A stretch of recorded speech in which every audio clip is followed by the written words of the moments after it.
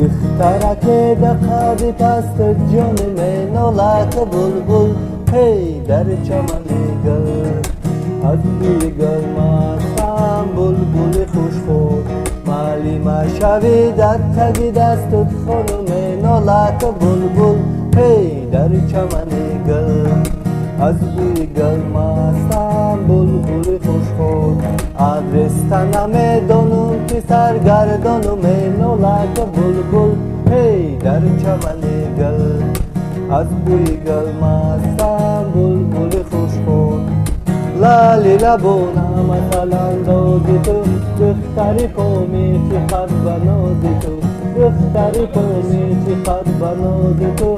لالی لبونم مثلا دادی تو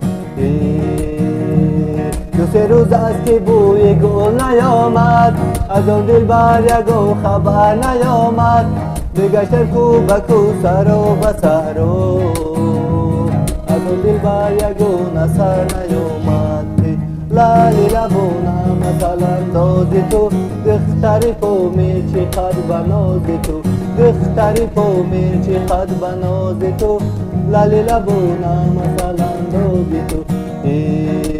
بانو که پنجمه روی مثل کفتر هستی میمردم از فراقت عجایب دل برستی بانو که پنجمه روی مثل کفتر هستی میمردم از فراقت عجایب دل برستی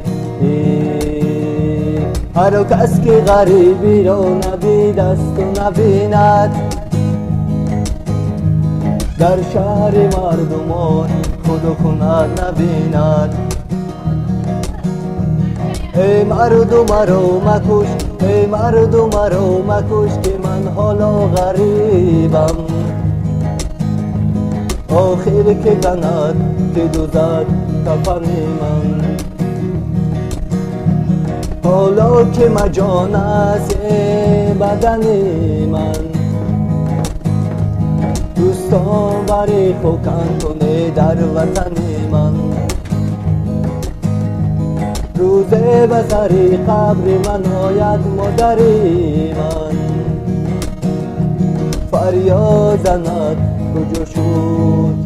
پسری من